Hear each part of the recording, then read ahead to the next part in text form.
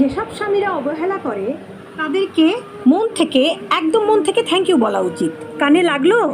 যে স্বামীরা বউকে ছোট করে, যেই স্বামীরা অবহেলা করে বউকে, সেই স্বামীকে থ্যাংক ইউ বলা উচিত। কারণ ওই হাজবেন্ড তার বউকে বুঝিয়ে দিল তোমার দাম কত কম, তোমার প্রয়োজন কত কম, তুমি কত কম মূল্যবান।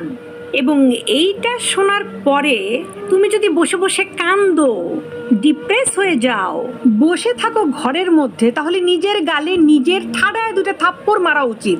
যদি তোমার দাম না থাকে তাহলে কেন একজন দাম দেবে? যদি সমাজে তোমার কোনো মূল্য না থাকে, 2 পয়সা ইনকাম করার মতো যোগ্যতা না থাকে, তাহলে তোমাকে কেন লোক দাম দেবে? হাজবেন্ডকে থ্যাংক ইউ বলা উচিত, কারণ সে তোমাকে স্ট্রেট বললো যে ভাই ইউ আর এ ভ্যালুলেস।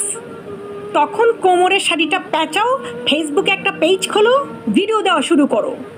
যেই মোমেন্টে তোমার মনে হবে তোমার হাজবেন্ড তোমাকে মূল্যহীন মনে করতেছে, যেই মোমেন্টে, কেন রে ভাই, আমি তো মনে করি 18 বছর হয়ে গেলে প্রত্যেকটা মেয়ের নিজের পায়ে দাঁড়ানো উচিত, নিজের ইনকাম করা উচিত।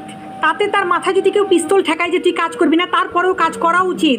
যতদিন একটা মেয়ে ইনকাম করবে, যতদিন একটা মেয়ে সুন্দর থাকবে, যতদিন একটা মেয়ে গোছানো থাকবে, যতদিন একটা মেয়ে আত্মবিশ্বাসী থাকবে, কারো বাপের ক্ষমতা আছে তার চোখের দিকে তাকিয়ে কথা বলবে? জাস্ট চিন্তা করো, তোমার বেতন মাসে 10 লাখ টাকা, তুমি 10 লাখ টাকা মাসে ইনকাম করো, তোমার শাশুড়ি এসে তোমার পা টিপবে। অবহেলা কাকে বলে ভাই? কাকে স্বামীরা দূর দূর করে? যে নিজেকে কখনো গুরুত্ব দেয়নি।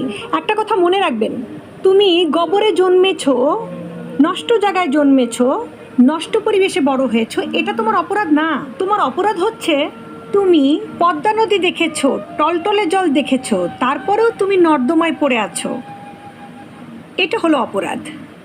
বউকে যেসব স্বামীরা অবহেলা করে